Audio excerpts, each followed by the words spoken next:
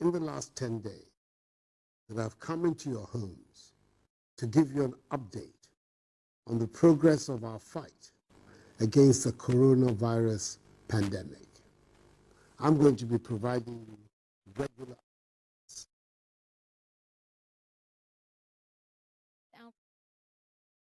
about the enhanced measures taken by government to deal with which has so far infected 19 persons in the country.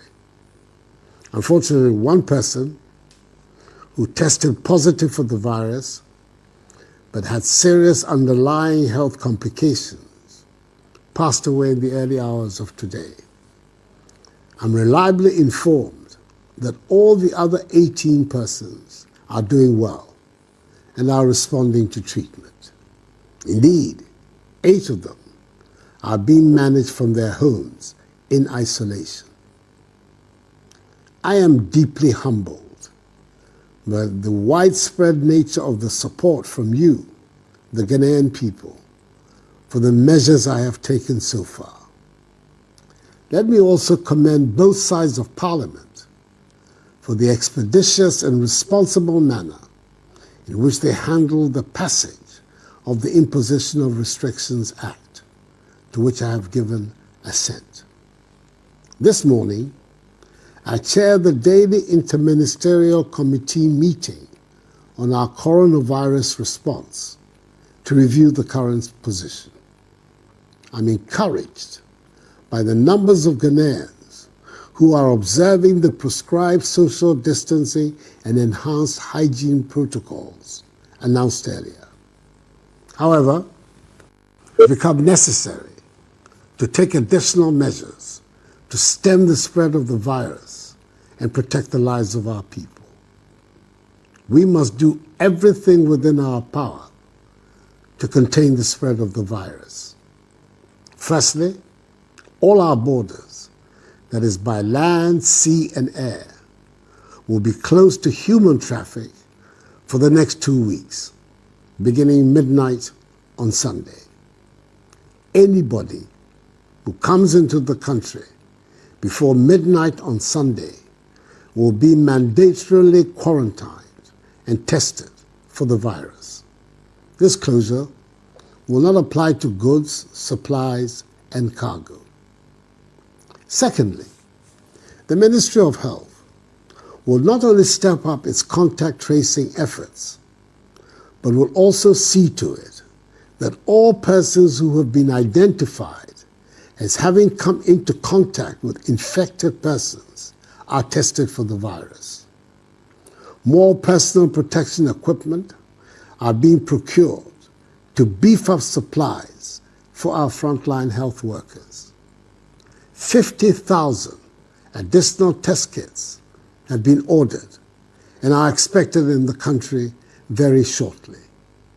Thirdly, the Ministry of Health is mobilizing new and retired healthcare professionals to augment our preparedness in dealing with the possible surge in infections.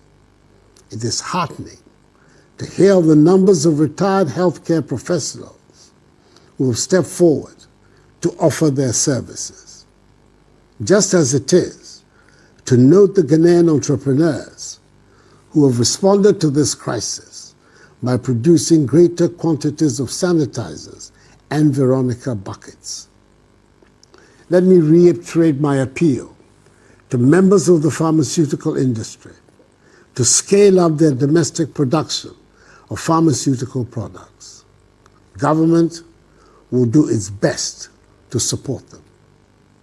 As I've stated before, there will be a constant review of the measures announced, and if necessary, enhanced.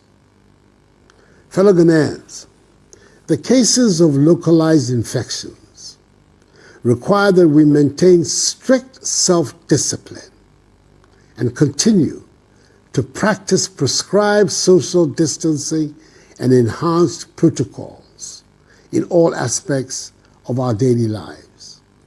We must wash our hands regularly, use alcohol-based sanitizers, stop shaking hands, and avoid unnecessary close body contact. I am pleading with each and every one of you. Comply with these measures. Our survival is in our own hands. Whilst we continue to adhere to these measures and wrap up our efforts to defeat this virus, I urge all of us also to seek the face of the Almighty. So on Wednesday, 25th March 2020, I appeal to all Ghanaians, Christians and Muslims, to observe a national day of fasting and prayer. Let us pray to God to protect our nation and save us from this pandemic.